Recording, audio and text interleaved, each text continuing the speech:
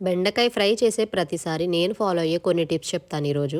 బెండకాయ ఫ్రై చేసే పద్ధతి అందరం ఒకేలా చేసినా కూడా కొంచెం బెండకాయ ముక్కలు జిగురుగా వస్తూ ఉంటాయి కదా! అలా రాకుండా ఉండడానికి నేను బెండకాయ ముక్కల్ని ముందు ప్యాన్‌లో వేసి 2 నిమిషాల పాటు స్టవ్ ఆన్ చేసి ఉంచేస్తాను. లో ఫ్లేమ్‌లో ఉంచిన తర్వాత ఆయిల్ యాడ్ చేస్తాను. ఆయిల్ యాడ్ చేసిన తర్వాత ఒక్కసారి కలిపేసి వదిలేసి కావాల్సిన ఇంగ్రీడియెంట్స్ యాడ్ చేసుకుంటాను. ఇలా చేయడం వల్ల బెండకాయ ముక్క ఒకదానికొకటి అంటుకోకుండా జిగురు తగ్గుతుంది. ఇలా ట్రై చేసి చూడండి, డిఫరెన్స్ కనిపిస్తుంది మీకు.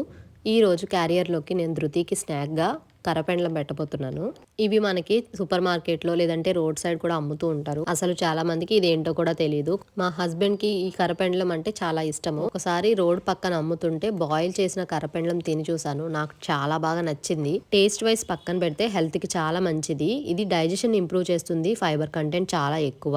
వెయిట్ లాస్ అవ్వాలి అనుకున్న వాళ్ళకి ఈ కరపెండలం బెస్ట్ ఆప్షన్ అని చెప్తాను నేను. దీన్ని కరెక్ట్‌గా బాయిల్ చేసుకొని తినాలి. పచ్చిగా మాత్రం తినకూడదు. హాఫ్ టేబుల్ స్పూన్ సాల్ట్, తగినంత వాటర్ కూడా వేసి ప్రెషర్ కుక్కర్‌లో పెట్టేస్తున్నాను. నిన్న పెట్టిన వీడియోలో ఈ బౌల్ గురించి ఎక్స్‌ప్లెయిన్ చేశాను కదా! ఇది మాత్రం మల్టీపర్పస్‌గా నాకు చాలా యూజ్ అవుతుంది. రైస్ కింద పెట్టేసి ఆ పైన నేను ఏదో ఒకటి బాయిలింగ్‌కి పెట్టేస్తాను. ఇలా 3 విజిల్స్ వేయించిన తర్వాత కరపెండలం కొంచెం వేడిగా తింటే టేస్ట్ ఇంకా బావుంటుంది. డైలీ రొటీన్‌లో ధృతికి ఏదో ఒక హెల్తీ స్నాక్ పెట్టడానికి ట్రై చేస్తూ ఉంటాను నేను.